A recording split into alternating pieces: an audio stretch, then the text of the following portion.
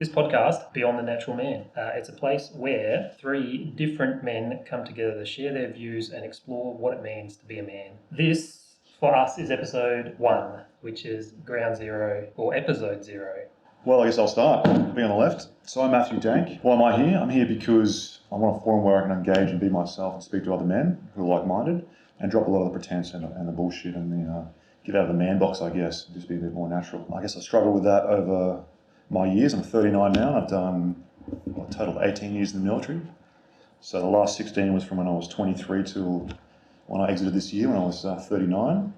And there's a lot of hierarchy, there's a lot of egotism, a lot of brashness, and it's hard to get beyond that. Similar, a lot of the friendship group can be, I guess, a lot of bravado in those sort of circles. So I wanted to come here and meet men similar to me who wanted to get beyond that and have a conversation and learn, I guess. Done a lot of reading about things, a lot of self-improvement initiatives, but I haven't discussed these things at length with other men in a group setting, so that's me.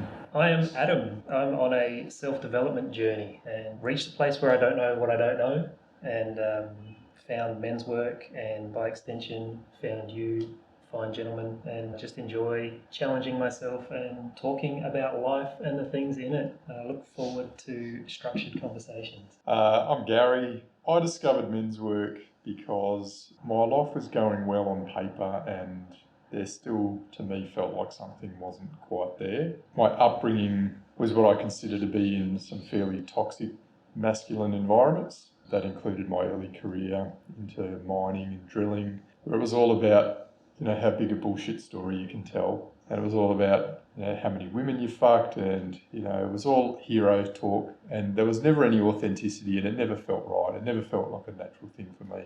I do consider myself a masculine man, but there was a journey for me to understand what masculinity and healthy masculinity actually was. And so by finding like-minded men and men's work allowed me to really explore what being a man is for me. I'm still on that journey. I still can't say I 100% know, but I'm really enjoying the journey. And discussions like this help me along that journey. And I hope that if we can share any of our insights, it helps other men on their journey too. 100%. So we came together because of our interest in personal development, growth. I am interested to explore that. I can't help but think of a young man not having this men's circle, this mentoring with peers. I don't know how deep to get on an episode 1. Yeah. My question to you both is, why should open conversations between men exist? Mm-hmm. Sure. So I think, going back to when I was young, maybe I still am young, I don't know. When it was young for me, maybe 18 or adolescence, so late schooling years, certainly high school and early 20s. Yeah, the guys who seem to be successful, seem to be killing it with, friends, social circles with girls, did seem to have a big persona, did seem to either be naturally outgoing and naturally very, loud, brash, engaging, or charismatic, or they were putting it on. So one of the two. And those guys tended to shine, or that appeared that way anyway. And other people, certainly myself, seemed to be somewhat behind that curve and missing out to an extent. So I saw a lot of people, and myself included, putting things on. So putting on a bit of front, putting on a bit of ego, attitude. I think part of it was having fun. It really was. It was really hanging with the mates and the boys and getting up to sports on the weekend or, riding motorbikes, whatever it was. So really enjoying it myself and getting to those things. And then it was going out on the town and just, acting like a turkey and getting up to whatever craziness I could, chasing the girls and just going over the top. And that, I think, for me, turned into a bit of a circle, a bit of a self-sustaining loop. Whereas if I was in that space and putting that on, especially in the evening on the weekends, I was having fun. But then Monday to Friday, being myself, dealing with work, dealing with the basics of life was quite tough and was very different to me. So I had this one sphere which really worked, I thought, and then I had the rest of my life which was just something very different. And to me, that was artificial. So I guess the big insight from self-improvement work, and certainly the men's group, is just realising that it is okay to be myself and to be the guy who I am without having to impose some sort of outgoing sort of ego and some massive over-the-top presence. But at the same time, I guess working on myself and finding my authentic confidence and finding who I am and what parts of myself I value, what my strengths are, and dealing with the weaknesses, accepting the weaknesses instead of avoiding them and just waiting for the weekend and getting on the turfs, like I would have been 21, even late 20s, and I was out 3 or 4 nights a week And to the point it got excessive. I was drinking way too much alcohol, just getting out of control too often. And even when I wasn't, it was self-sustaining. It was I couldn't enjoy myself. I couldn't be outgoing or feel good unless I was in that mode and I was really going for it.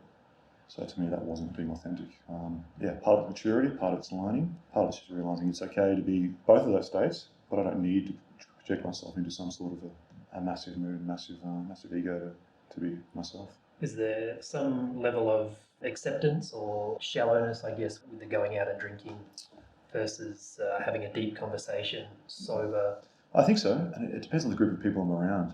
Some of the friends I've got, some of the good friends I've had, certainly we can have good conversations to an extent.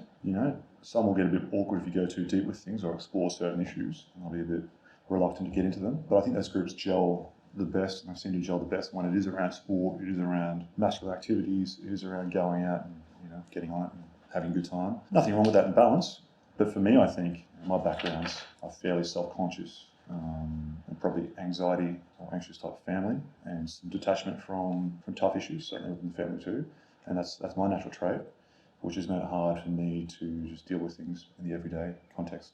So learning to have that and to be able to deal with that was a big part of my quest, I guess, and being okay with that and being okay with being more outgoing too. For yourself, found some grounding, some sure footing within yourself. Yeah. Has that changed your external relationships outside of a men's circle, or the way people interact with you, more so you with them? Yeah, I think it has to some extent.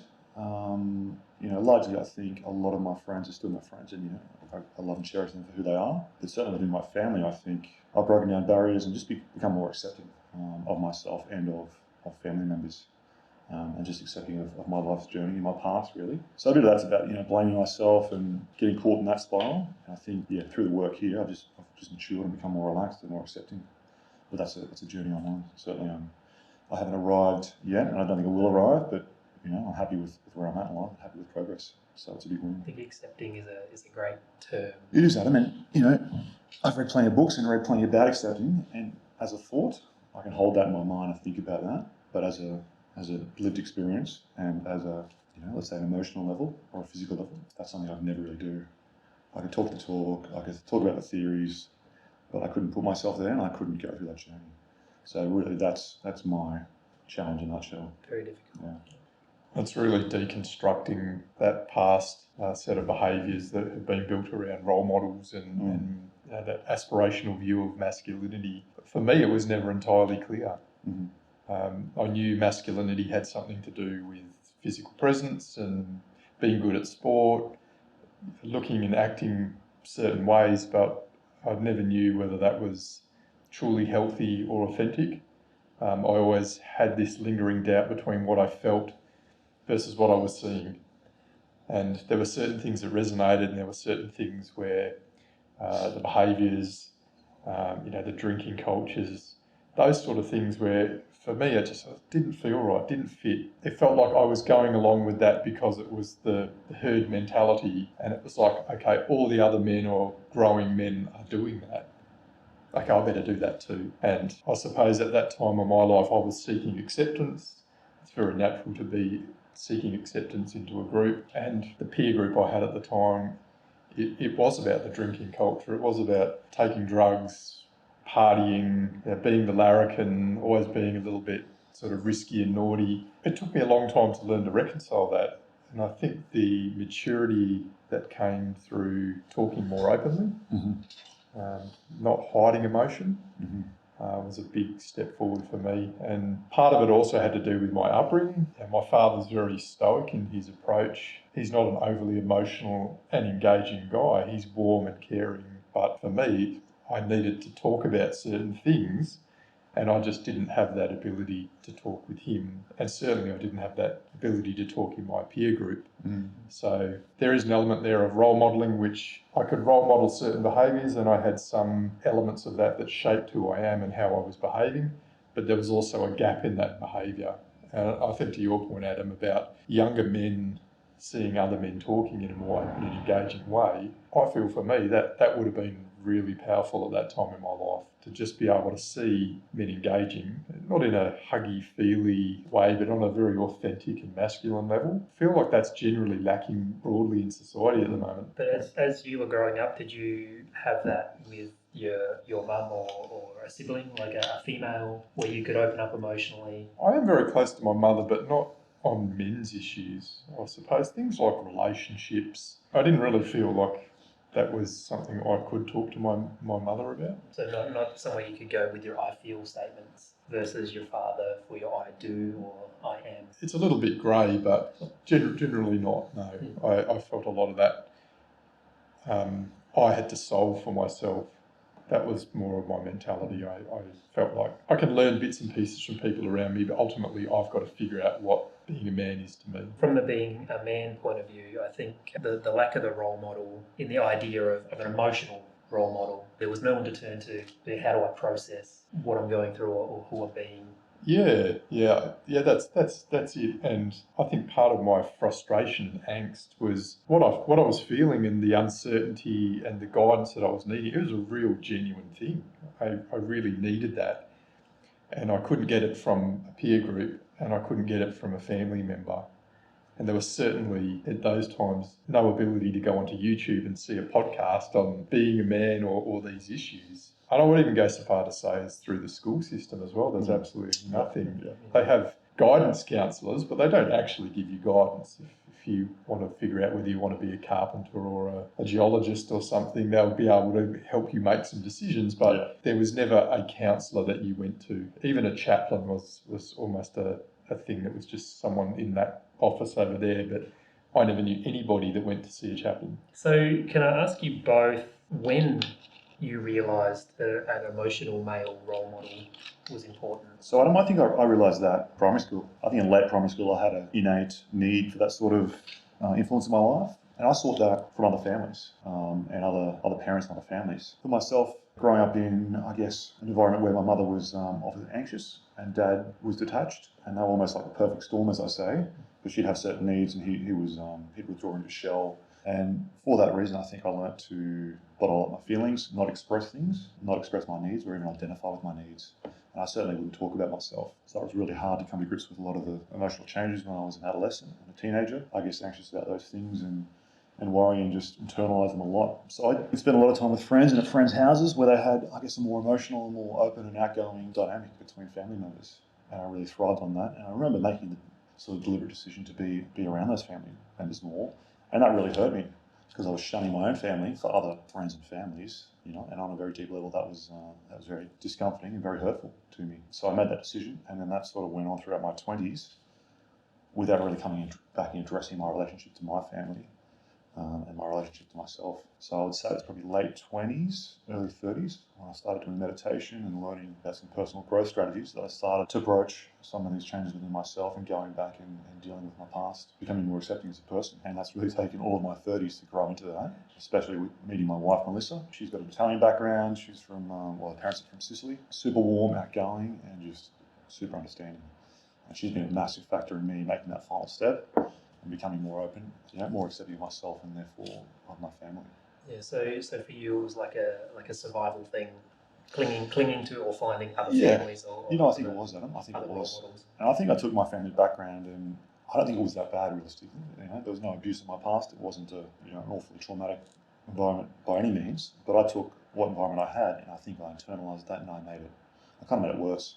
I lashed onto that, but rather responding in an outgoing and maybe acting out way, like someone who's very extroverted did. I was quite introverted, so I internalised these things, and I wouldn't talk through anything. I just didn't talk about anything at all. I became quite critical of family members and my mother, which I certainly regret, and I wouldn't express these things, so I couldn't process them. So I had a lot of distorted views and a lot of distorted behaviours, I think, throughout my 20s, and I sought other means to relate to people and to think through relations and issues, which just resulted in a lot of odd behaviours. I was quite odd, quite eccentric, I guess, and known as a pretty brash and a pretty fun guy, but just I didn't deal with things well at all, and that was quite tough, especially throughout the 20s and right up till now, really.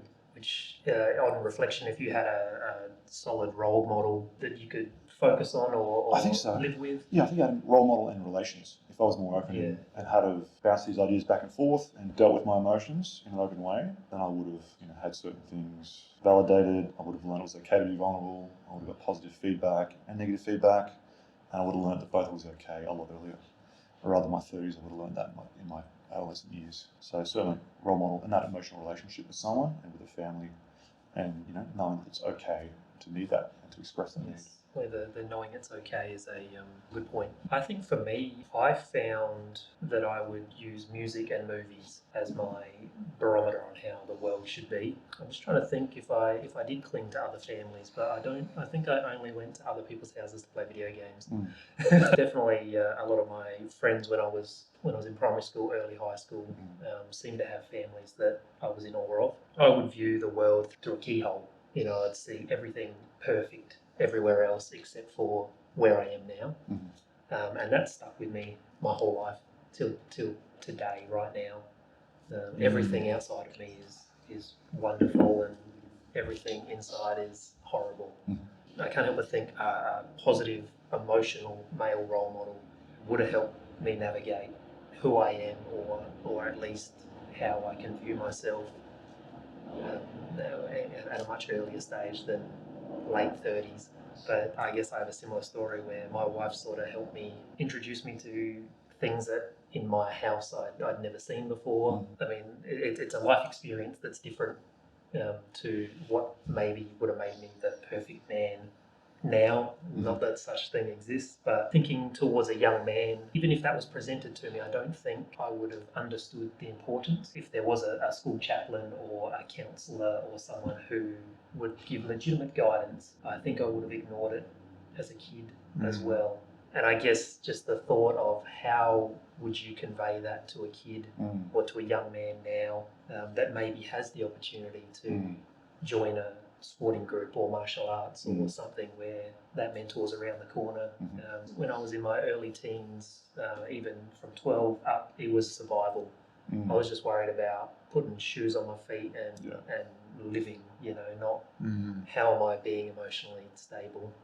So I'm curious on that. I'd like for you to share, of course, Gary. For me, role modelling, if I look at it retrospectively, I didn't realise the importance of it growing up. I had a solid father figure. I find it interesting hearing the reference to other families. I never had reason to be uncomfortable in my family.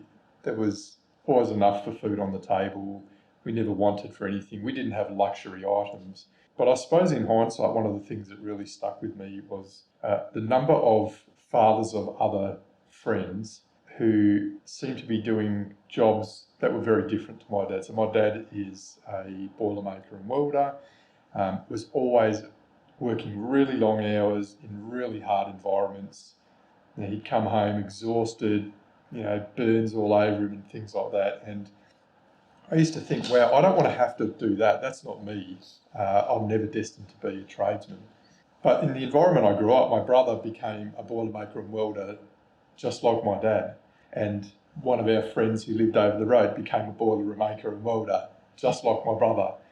And the other boys became diesel mechanics or tradesmen of varying descriptions. For me, I was very academic. I was the first person in my family to go through high school and go to university.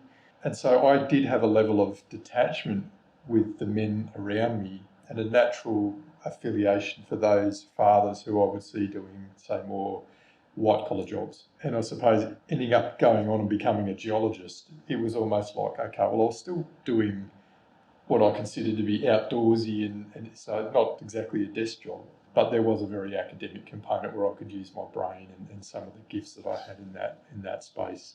So for role models, inadvertently looked elsewhere. There was more of an aspirational focus on that. Okay, I could see what those dads were doing. They seemed to be more well off than my family financially in terms of material possessions and the lives they were living. That said, I didn't have a relationship with those fathers like I would consider as a role model. It was more like looking for things outside which I could more resonate with. So I would, see some dad and it's like, oh, okay, well, what's that guy about? How does he behave? And I would see certain things. The challenge for me was bringing it together in a cohesive way with what I was seeing, thinking, feeling day to day. What sort of age bracket do you think this was? Oh, this would have been teens. Teens, yeah. Teens, the formative years. The time where a lot of the guys were, it was all about chasing pussy. That was the thing. It was all about, who's going to get laid first, who's going to lose their virginity first. And, you could see guys who were hooking up and, they were suddenly becoming elevated in the peer group, and it was like, wow, so what are they doing? I think on reflection, I never had a role model who I truly resonated with. It was the meshing of the future aspiration and what I could see in perhaps other people's fathers and parents and the lives that their family was living compared to my own. I was always grateful for what I had, but I always wanted more, and I don't know whether that's a healthy thing or not, but I always aspired for something bigger and better. I did feel held back for a long time, and it wasn't until really that I went through university where I felt like I outgrew a lot of that sort of bullshit nonsense. But to be honest, it was really hard to let go because, there was still a lot of fun with going out and drinking and smoking weed and carrying on.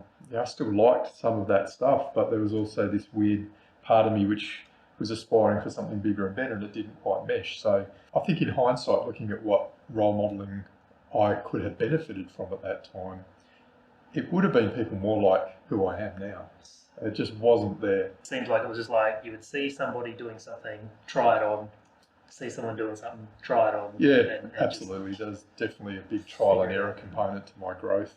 And it's still like that to this day. I definitely try things. I take the best out of certain people and things and experiences, and then there's other stuff I'll try and let go quite quickly. So, Gary, what aspects of your current self do you think would be most beneficial to you as a young man? What attributes or characters that you didn't see back then? Look, it would be all the outcomes of the personal development work. So that more balanced view around what true happiness, health, well-being includes. So a big component is spiritual beliefs. So I don't mean a religious thing. I'm not a religious person, but I consider myself very spiritual. The concepts of meditation in that environment, if I had been seen by a friend sitting on a cushion meditating, would have been ragged until it was almost painful. It wouldn't have been, it would have been a complete level of rejection. These days I talk about meditation really openly because it is such an essential part of my well-being. I consider it, if I don't do it, it's actually detrimental to my health now. So never had anybody around me that would perhaps do something like that and not be walking around in flowery pants with a flower behind there or something hippie. And so I don't resonate with that old school type of thing, but taking the best of that and integrating it with some sort of healthy masculine traits. Health, I think, was a big one. The drinking culture and eating KFC. I had terrible acne growing up, and in hindsight, it's like, okay, well, I used to have Happy Meals and McDonald's meals almost every day, drinking, smoking, the idea of staying hydrated or having healthy amounts of sun, it just didn't even resonate. I don't know whether it's maturity as people as a whole. These gurus that you can find online or through books now who talk about things like Life Book. The example of having all of these parts of your life which come together to make your overall happiness. And you've got to look after each one of them, because without all of them, it doesn't really fire on all cylinders. Never had an inkling that anything like that even existed growing up. If I could have had somebody who could have talked through the importance of culturing my intellectual pursuits, not trying to hide it because it wasn't cool to be super smart. Just because I could do calculus, I'd almost be ashamed of that fact in a peer group where people are just talking shit. That there's no interest in being smart. The idea of eating right. If you'd been the person that went to McDonald's and ordered the salad, people would have been laughing. If I had somebody who showed me that that was actually okay, and you could still be a cool, functional man and eat salad. When you're young and you're worried about your friends and all that, is if you were just that person, you would attract more people like that. Which would probably elevate who you are and who you want to be as well, rather than trying to fit in with people that you probably wouldn't recognise today. Maybe, I don't know. No. Certainly as for me, I wouldn't know high school people if I tripped over them. One really pivotal moment in my life was, I remember distinctly going to the pub that I used to drink at when I was 17, 18. And in the pub were two people that with my high school who were in my year, and they were both part of the cool crowd. One guy, he was a real sporty guy and, blonde hair and quite handsome. And she was like the most popular girl and she was all pretty. And I saw them in their probably mid-20s by this time. And I just felt sorry for them. That they peaked at high school, basically, would be the way I would describe it. And I looked at them sitting in this scungy, shitty pub, playing pool, drinking jugs. And I thought, wow, I've actually come a long way. But at the time when I was at school, I would have given my left nut to be that guy because he was popular with the girls and he was pretty good at sports and he was quite handsome and popular, and I was a bit of a misfit. And roll forward 10 years, it's like I would never trade where I am today with that guy. And I was really early in my personal development journey at that point, and I'd already superseded that by a long way. And that's not coming from a position of arrogance. It was just a factual thing about the way I felt at the time. The interesting thing about role models, though, is they need to be very specific to the person. And I think in the environment I grew up in, there just wasn't any variety. That and having, I guess, role models being of the same age or your peer group that aren't necessarily developing themselves comparatively to a older man or an older person who is working on themselves and trying to grow as a person as well. But yeah, what a great outlook for a young man to think about. I think things have changed. I mean, I've read a little bit about social intelligence and emotional intelligence in different books, some quite popular. There's certainly programs in some schools in the US on those skills and emotional intelligence skills. Not only I've been out of school for 21, 22 years now, I think things are advancing and those programs are available in some places. I just don't know whether fathers can access that. So I know my father didn't have a lot of these opportunities growing up. He didn't finish high school, he went to grade 10, stepped into the workforce, had a little bit of time in the army, and that was it for his formal education.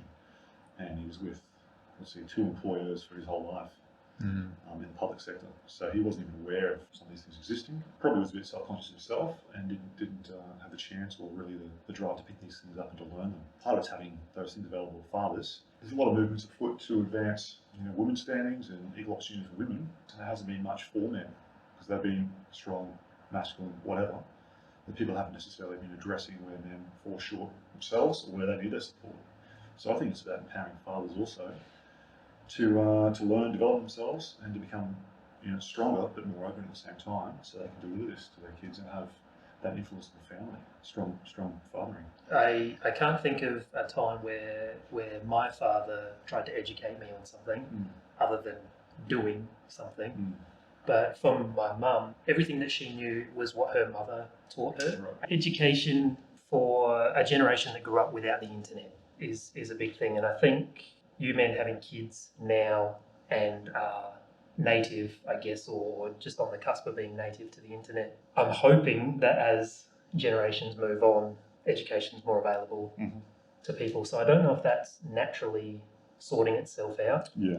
I think it's a double-edged sword because the internet has also driven almost like a rash of social isolation and loneliness problems because people now don't need to socialise. I think the key with the internet is it's a great tool and it's opened up. You've got all the information of the world in your phone essentially, but at the same time, social media has driven huge rates of anxiety and depression in teenagers, and male suicide rates are through the roof.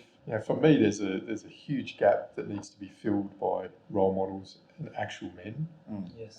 There's good things from the internet. There's certainly good academic information, but nothing beats having a live conversation with somebody, seeing them outside of the glossy veneer of Instagram or Facebook. I have a number of examples of people I know whose lives would be very mediocre and average, yet if you judge them by what you see on their Instagram filters, you'd think they're living the largest life you could imagine. And that disconnect, I think, is really serious now. I think it's getting to a point where the mental health issues that arise from that are certainly, it's an epidemic.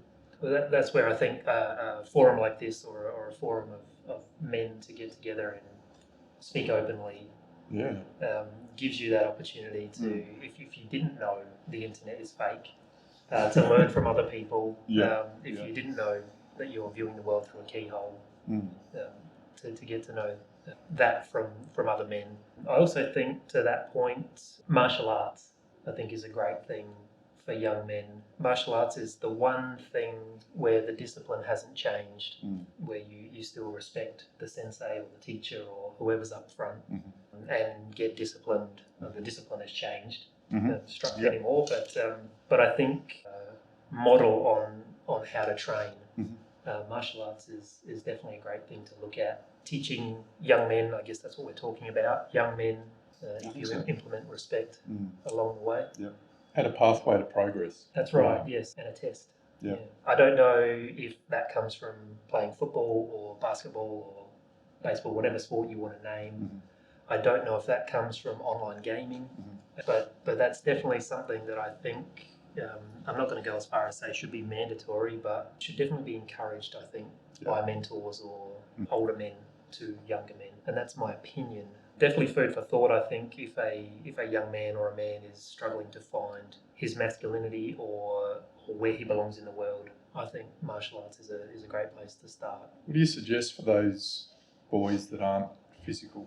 There's plenty of young men that don't like the idea of conflict. They don't like the idea of contact sports or competitive sports. Yeah, well, I think that's where martial arts is so beautiful. Like there's Wing Chun or something that's more mathematical than it is physical. You know, there is a discipline, I think, for every type. Like if you want to get down on the floor and get into it, there's judo and there's everything in between. To Tai Chi, where you never touch another person ever. But it all follows that same discipline of a master and pupils. I think there's other forms also. Debating is a good one. So learning to use the voice, learning to be crafty, know both sides of the argument, articulate thought, and do it using words only. When I joined the Defence Academy back when I was 17, I went into debating circles, and some of my peers had been debating at school, and they just ran rings around me.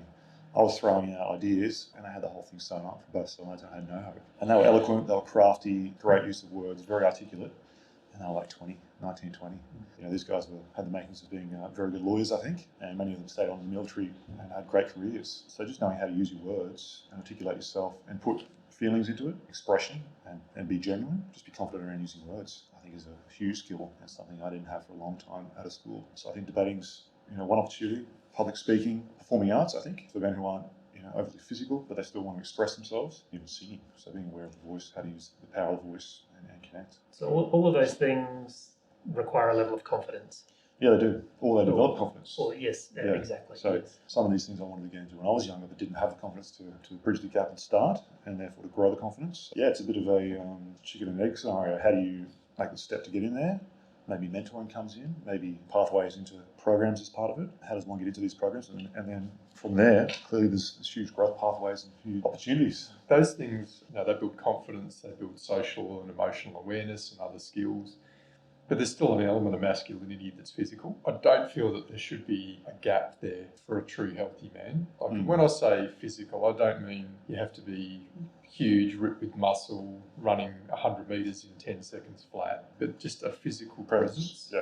Yeah, one of the things that does make me a little bit sad is I look at a lot of young men these days, teenage boys, big guts on them, couldn't even do a pull-up. They're so physically weak. And for me, there's still this element of men and women. It's psychological and biological that women are going to be attracted to men that have a physical presence. And I think that's a big challenge for a lot of young men because the standards are so high if you look at Instagram and Facebook and sports stars. And maybe it's been like that forever. There is so many opportunities for young men to avoid having any physical development. That's a challenge. If it's acceptable, okay, I don't want to play a sport, but I'm going to do performing arts. I don't feel like that's an acceptable alternative. I think you have to do both. I think the well-rounded man, you do need to have an element of physicality. Well, I'd maybe argue that what comes to mind is Notorious Big and Rick Ross, like big men with oodles of confidence. Right. I think confidence trumps 100%. physical appearance. I think they can coexist. For example, I look at Ricky Martin. That guy, huge performer, amazing personality, hugely outgoing, appealing to men and women. Came out as being gay, 10 years ago or something, and then sort of went on and on from there. And he's just such a presence, very physical, and I think very masculine. Got a lot of presence, a lot of power. I think some male singers, I look at some of the European cultures, Greeks, Italians, very outgoing, expressive, and they do have physicality and masculinity. And some of them are super unfit. They can't play sport. They couldn't probably fight their way out of a paper bag, but they are physical, and they would have those physical conversations more so than I. And I've met guys, especially in the military, and I struggle to bring that physicality to the conversation, and they're probably rubbish athletes, and I can run rooms about them, but they'll have that physical conversation and let me know in words, have that exchange. I think there's a format to masculinity through multiple modes. For me, certainly being physical is a big part of it, and being, active, playing sports, some contact sports, but I think there's other ways. When you have confidence, you have more care for yourself, or you would understand your self-worth Yeah. more, and not necessarily from a physical point of view, but maybe from a self-care point of view, where fast food becomes healthy food. You can still be quite overweight and still be healthy on the inside to a degree. I have the belief of being in shape, being able to do a pull-up, run, is super important for a man, but I can't help but think that confidence is key. I'll respectfully disagree. I have examples, and obviously it's not appropriate for me to name specific individuals, but I would see a number of people in my workplace at the moment. They will have a level of confidence because they're good at their job, and you take them out of that environment and they're very, very meek. And so when it comes to masculinity, in a certain environment, they're very confident, outgoing, prepared to challenge, but you take that away from them, and the true essence of who they are is there's like nothing underneath, there's nothing physical, that it's almost like they're a ghost. The true authenticity for me is somebody that is confident no matter what environment they're in, and my belief is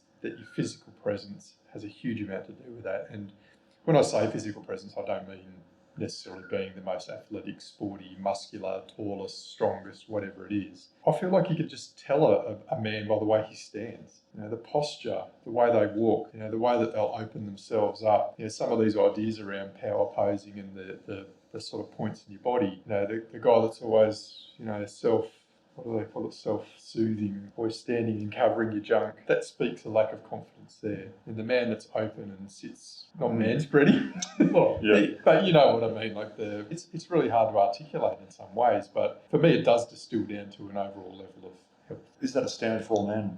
I mean, I can imagine maybe there are people in the academic scene, maybe there are people who are more expressive, who are more feminine and just naturally aren't like that. Should they be desiring or aspiring to have that all-round versatility and that all-round physicality? Is that achievable?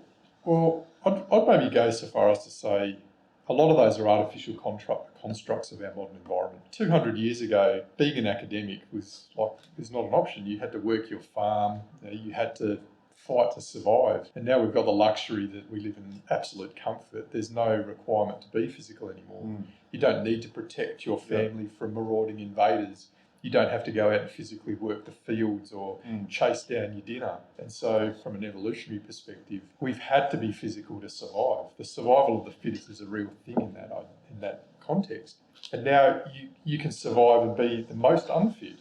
But are we wired, and particularly women, are they wired to be attracted to men that are more physically capable of looking after them? It may not be a conscious thing, it may be a subconscious wiring thing. I've heard these statistics where they say, well, women prefer a man with a big chest or broad shoulders because they inherently know that he can protect them. Or the guy that's the alpha male, the physical one with a lot of presence and a lot of muscularity, he might be the most fertile and he's going to give me the best offspring. A lot of that stuff, that's hardwired into our genetics somewhere. And I don't know whether in like half a dozen generations we've just bred that out. And so for a lot of young men, that ability to coast through and avoid doing anything physical, I think is a real problem, because it does come down to a lot of the basis of your health. And for a man, lack of muscle actually constitutes a weakness. It's a physical weakness. You don't have the ability to fight off diseases. The more muscle you have, the higher your testosterone. Testosterone will give you longevity and overall health, physical health, sexual health. Now we know that as men get older and their testosterone drops right off, a lot of the issues around depression, anxiety creep in. For me, all of these things come back to physicality. That's the basis of it. And I feel like as a society, a lot of that's getting let go. It's a tough one, I guess, given the way young men are living their lives now, or the ease of the world at the moment. I think you defined confidence much better, whereas I was thinking like confidence in life versus confidence in a subject, which I don't think is true confidence in the way I view it, at least. I think there is a definite importance for young men to have a physical presence. I don't feel comfortable, I guess, saying that is what makes you a man. Agree 100%. There is that, what I guess I see as the core definition of man, or the core attributes of man, which are often a physical sense, masculinity, confidence, and versatility across settings. But I'm very careful not to paint that as the only picture, noting there are, men who are less physical, smaller stature, more effeminate, whatever it is, who are harder to access those things. When I was 19, I was 102 kilos in the gym all the time, best shape of my life, and top athlete, realistically. A lot of that's my genetic inheritance. So I didn't work one iota to earn that. I was born with that genetic code. Sure, I was an athlete and I built on that, but I was very lucky to, inherit that. There's men who don't have that opportunity, I think, and they don't have that inheritance. They didn't win that lotto. For me, that doesn't make them any less of a man, but I agree at the same time that to be healthy and to live their life to the fullest, they need an element of masculinity and an element of strength. They need to find that, be it physical or be it in terms of expressing themselves, using their voice, using presence, conviction, passion, conviction, authenticity. I've seen people meek, mild, who you wouldn't think would step up against someone in a public setting. There's been an argument and they've just said something very poignant, very on the money, and that's stopped someone in their tracks. Just very authentic and very real. So I think there's a spectrum. There's different kinds of men. There's different kinds of masculinity. But certainly having a presence and having that strength to stand up for what you believe in for your family and to play that role. This is an awesome point because no doubt that spectrum exists. And when you talk about physical capability, you might be right at the top end of that spectrum. But there's also a minimum viable level that someone has to reach. And so I think this would apply to a range of things that would go into making a man a man. For example, your finances. Like there is a minimum requirement to live a reasonable life. To be able to eat the right food, to be able to keep a roof over your head, there's a minimum requirement.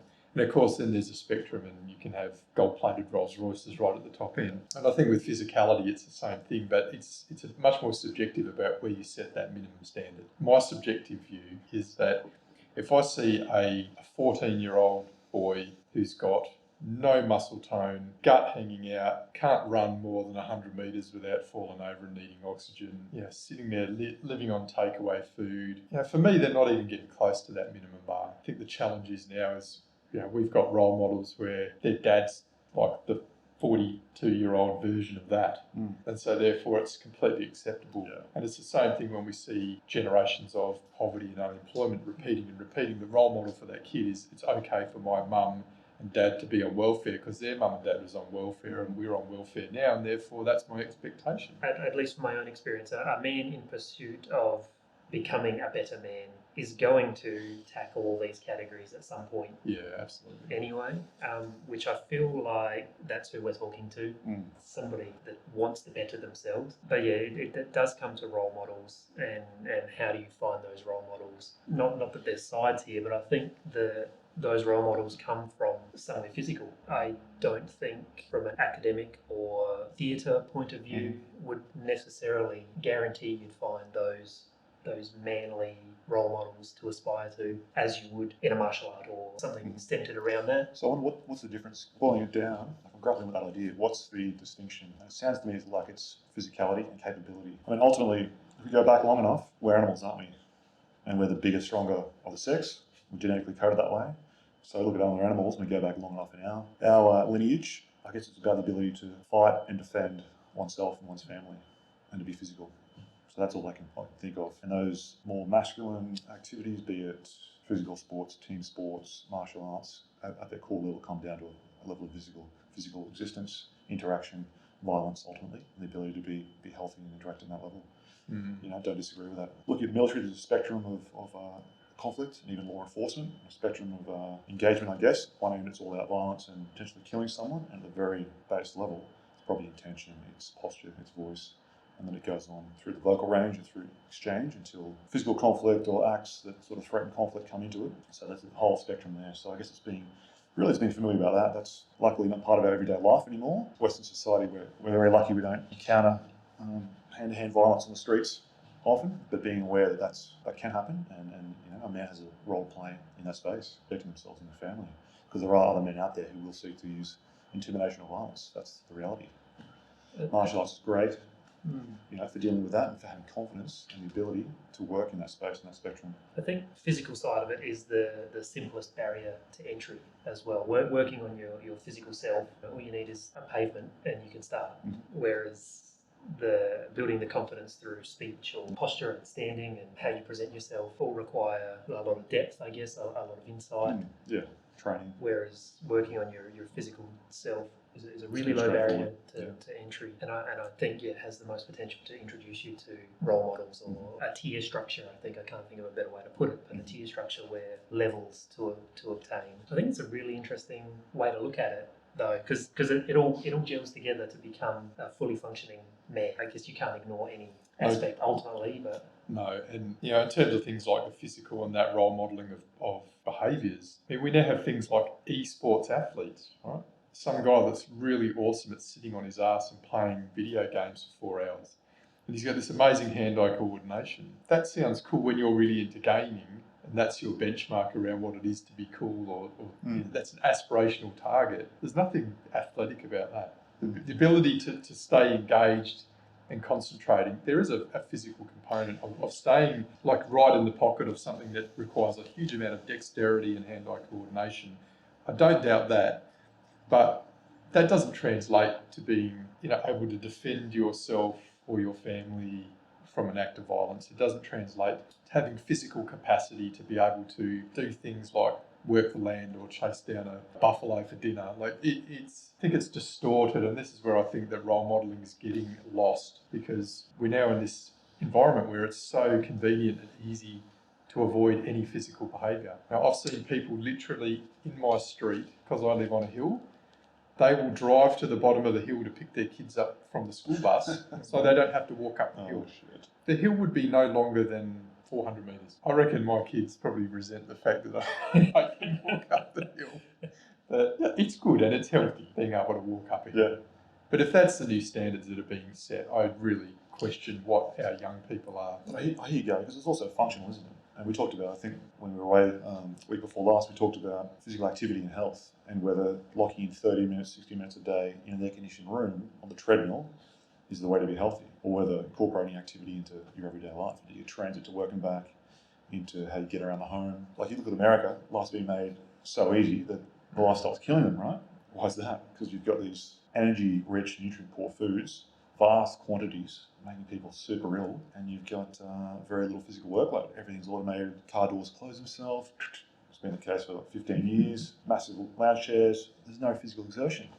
There's energy, there's no nutrients, and there's exertion, and it's a recipe for disaster. But getting to your example about playing sports and being athletic, I grew up playing rugby league, and I'm just trying to take myself back to feeling what that would do to my psychology. There's something to it. You talk about esports, and certainly that's an activity now. Darts. You're not very active playing darts, right? That's been a sport for a long time. Yeah, that's a good sport where you can drink piss while you're doing it. Darts, maybe chess. What is it on a neurological level, on a brain level, that these athletic sports bring? There's definitely something super beneficial, super inspiring and engaging that these sports bring about. And I've been that long out of it. I can't put my finger on it, but I think there's something to that. I think there is a natural release of feel good hormones, like the runner's high. I know when I go to the gym and have a good session, I walk out and I feel good. I might be feeling like knackered, but I feel good. What we were talking about earlier, the idea of social media and viewing the world through a keyhole. Esports, I was thinking of, was that sounds super exciting, like to sit on your ass and play video games all day. But the reality is that these top esports guys, they have nutritionists, they have trainers, they have coaches and business mentors and all sorts of things. The playing of the video games is the small part of what they do, but that's the keyhole that everyone looks through. So to emulate that, I would sit on my ass all day and play video games, not doing the physical activity and the things to work on my dexterity and brain. I hope I haven't offended any esports fanatics. I think it's a fair point, though. Growing up, I was a video game junkie, big time. PlayStation, before that, Sega Mega Drive, Sega Master System, all those ones. And I frequently binged the thing for like 4 to 8 hours. A couple of times I played 12-hour sessions through the night. I'll be just in there hammering away. And halfway, 8 hours into it, I was not in a good state. It was not doing good things in my brain, and I knew it, but I was just too engrossed. So I think video games and even social media, sure there's an aspect for that in life, but I think it can detract and distort from what's natural and from natural interactions. And it's no substitute. Looking at filtering information and getting news or other information from the internet and social media, I think there's a base level of judgment, discretion needed, and maturity. I'm not talking about adult maturity, I'm talking about healthy relations and personal maturity from a child or an adolescent, which is brought about through relations with adults and through healthy relationships. And I think that's the basis for filtering everything that's in the internet. If you throw a young child without that right family stability onto the internet, they've got the world at their fingertips, and a lot of it's not good for them. I think it can sway them, and they can be abused and steered off into different directions quite easily. There's a lot of clickbait out there designed for every audience, every age group, and it's very seductive, and they'll be seduced, I think, unless they've got that overarching moral code or judgment code or sense of mental maturity to be able to make those decisions, be confident and secure about who they are, choose how they consume this media, how they consume that online experience. Yeah, I think that's a great point. That construct which you approach the world with, including the internet, I think that's kind of where we're getting to with this idea of the masculinity, the role modelling, setting those boundaries and allowing you to set your own boundaries in a healthy way. Definitely feel like the internet's got a lot to answer for, particularly things like porn and the way that distorts young men. I've heard people say, wow, if we had internet porn like 20 years ago, we'd never even got married. I don't know if that's true or not, but it is food for thought. I think that's a great topic for another day. The point of this conversation was to demonstrate an open conversation. I think we found here that having a mentor or someone that you can open up to, or a group you can open up to, is definitely beneficial while you're growing as a man. I hope that something here today, I know certainly for me, we opened up some realizations that were definitely some things I've never thought of before, being a physical man versus being a mental man. So I'm going to wrap this up here, and thank you guys for sharing your thoughts. This was awesome. Thanks, Adam. Thanks, Gary. Thank you. Cheers. Ho. Bye.